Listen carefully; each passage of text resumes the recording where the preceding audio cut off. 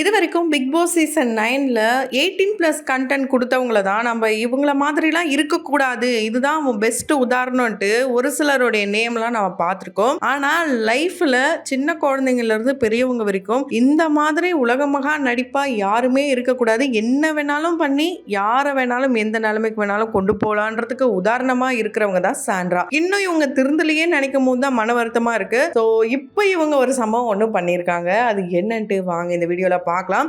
இவங்க பண்ண இந்த ஒரு சம்பவம் தான் இன்னைக்கு ஃபினாலேல ஒரு மிகப்பெரிய மாற்றத்தை கொடுக்க போகுது. அதையும் தொடர்ந்து இந்த வீடியோல பார்க்கலாம். அதுக்கு முன்னாடி இது வரைக்கும் யாரெல்லாம் நம்ம சினி சமூகம் சேனலை சப்ஸ்கிரைப் பண்ணலையோ அவங்க எல்லாரும் மறக்காம சப்ஸ்கிரைப் பண்ணிட்டு பக்கத்துல இருக்க பெல் ஐக்கனையும் மறக்காம பிரஸ் பண்ணிடுங்க. நம்ம எல்லாருக்கும் தெரியும், ஒருத்தங்க இருக்கும் போது அவங்க அருமை தெரியாது, போனதுக்கு அப்புறம் தான் அருமை தெரியும்ட்டு ஒவ்வொருத்தரும் அவங்கள பத்தி பேச ஆரம்பிச்சோம். அப்படிதான் இப்போ அதுக்கு காரணமா இருந்த சாண்ட்ராவும் அவங்கள பத்தி பேசுறாங்கன்னா அதுதான் மிகப்பெரிய வெற்றி. ஆமாங்க, கம்ருதீன் பார்வதி இவங்கள பத்தி தான் சாண்ட்ரா இன்னைக்கு காலையில கேமரா முன்னாடி புலம்பி அழுது காலெல்லாம் விழணும் அப்படின்ற அளவுக்கு பேசியிருக்காங்க. ஆனா தெரியுது அவங்க பண்ணது தப்புன்ட்டு. என்ன நடந்ததுன்னா, சாண்ட்ரா எப்பவும் போல அவங்களுடைய வாட்டர் டேங்கை ஓபன் பண்ணிட்டாங்க.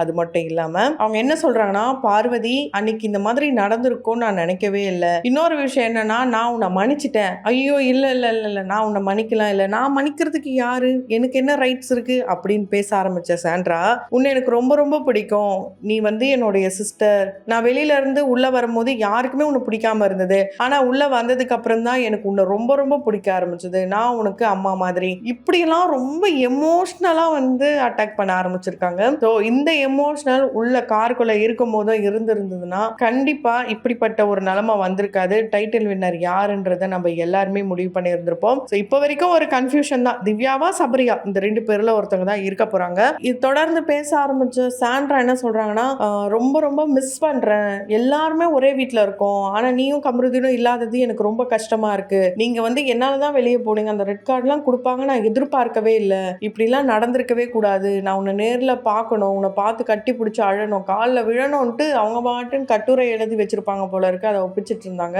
பார்வதியை தொடர்ந்து கம்ருதீனை பத்தி பேச ஆரம்பிக்கிறாங்க. அப்போ கம்ருதீன் பேரை கேட்டாலே எனக்கு பயம் வந்துடும், ஏன்னா அவங்களோட ஆக்டிங் நம்ம பார்த்துருந்தோம். அதுக்கான காரணத்தையும் இந்த இடத்துல மென்ஷன் பண்றாங்க. நான் உள்ள வந்த கொஞ்ச நாள்லயே கம்ருதீனுடைய சில நடவடிக்கைகள்லாம் பார்க்கும்போது எனக்கு ரொம்ப பயமா இருந்தது, அவருடைய பேரை கேட்டே எனக்கு பயம் வந்துருச்சு, அவர் பண்ண விஷயங்கள், அதாவது திவ்யாக்கா இருக்கட்டும் பார்வதிக்கா இருக்கட்டும், அவர் கோவப்பட்ட விஷயங்கள் எல்லாம் பார்க்க பார்க்க எனக்குள்ள ஒரு பயம், பிசிக்கல் டாஸ்க் அவர் கூட என்ன போடுறாங்க அப்படின்னா ஐயோ அவர் கூடயான்னு எனக்கு ஒரு பயம் இருக்கும்.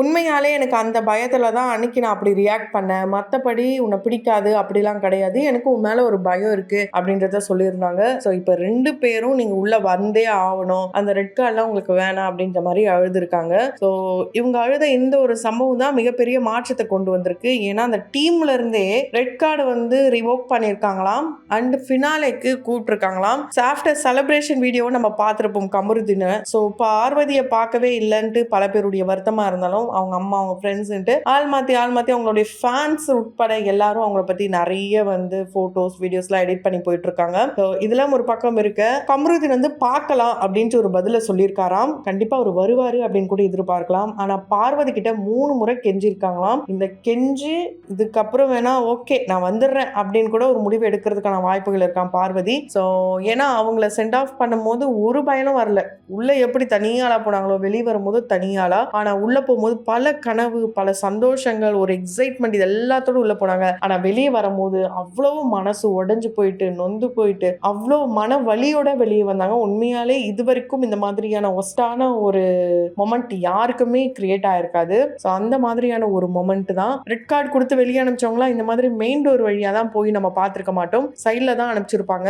இந்த மாதிரிலாம் நடந்து நம்ம பார்த்திருந்தாலும் பார்வதிக்கு நடந்தது மிகப்பெரிய ஒரு அநியாயம் தான். அந்த அநியாயத்துக்கு காரணமா இருந்த சாண்ட்ராவே உங்களுக்கு ரெட் கார்டுலாம் வேண்டாம், நீங்க திரும்ப உள்ள வந்தே ஆகணும் அப்படின்லாம் அழுதுருக்காங்க. கண்டிப்பா ஃபினாலேல கண்டென்ட்டுக்காகவாச்சு உள்ள இருக்கணும்னாச்சு நினைச்சு கூப்பிட்டுருப்பாங்க போல இருக்கு. ஸோ பார்வதியோடைய இந்த உண்மைத்தன்மை தான் இப்ப பல பேருக்கு புரிய ஆரம்பிக்குது. பார்வதி அண்ட் தர்பீஸ் இவங்க ரெண்டு பேருடைய காம்போல தான் பல நாட்களா அந்த வீடு ஆரம்ப காலகட்டத்துல இருந்தது. இப்ப தர்பீஸ் தான் அந்த வீட்டையே ஆண்டுட்டு வர்றாருன்னே சொல்லலாம். எல்லாருக்கூடயும் பிரச்சனை, எல்லாருக்கூடயும் சண்டை, எல்லாருக்கூடயும் கண்டென்ட். ஸோ கண்டென்ட் கொடுக்கணும் அப்படின்றதுக்காகவே பண்ணுவார் போல இருக்கு. மற்றபடி அவர் உள்ள போயிட்டு வெளியே எந்த ஒரு சேஞ்சஸுமே கிடையாது. ஆனா வினோத் கிட்ட ஒரு நல்ல சேஞ்சஸ் பார்க்க முடியுது. ரொம்ப ரொம்ப சாஃப்ட் ஆயிட்டாரு. என்ன தர்பீஸ் கூட சண்டை வரும்போது எந்த ஒரு பதட்டம் இல்ல, பயம் இல்ல, கோவம் இல்ல, தெரியல, ரொம்ப ஜாலியா அத ஃபன்னா எடுத்துக்கிட்டாரு.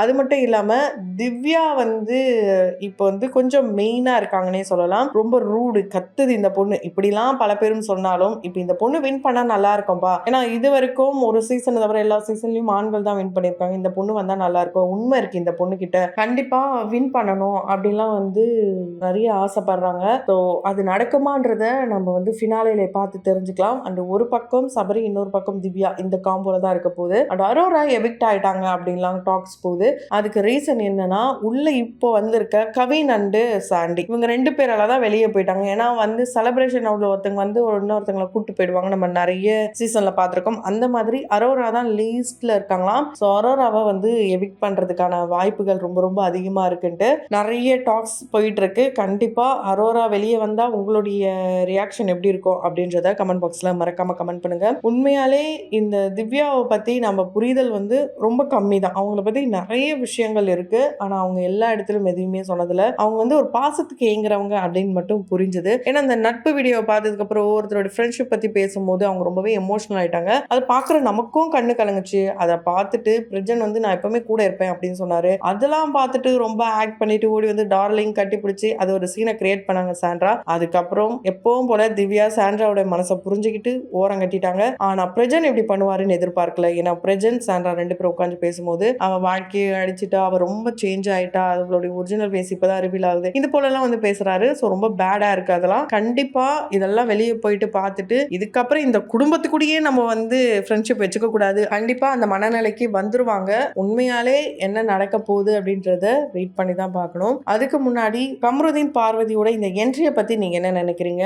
சாண்ட்ராவோட இந்த மனம் மாற்றம் உண்மைதானா இல்ல இதுவும் நடிப்பு தானா? நீங்க என்ன நினைக்கிறீங்க? அதையும் கமெண்ட் பாக்ஸ்ல கமெண்ட் பண்ணுங்க. ஸோ ஃபினாலேல நிறைய கண்டென்ட்ல வந்து இருக்க போகுது. அதுக்காக தான் content creators, content king and queen எல்லாம் உள்ள அனுப்புறாங்க.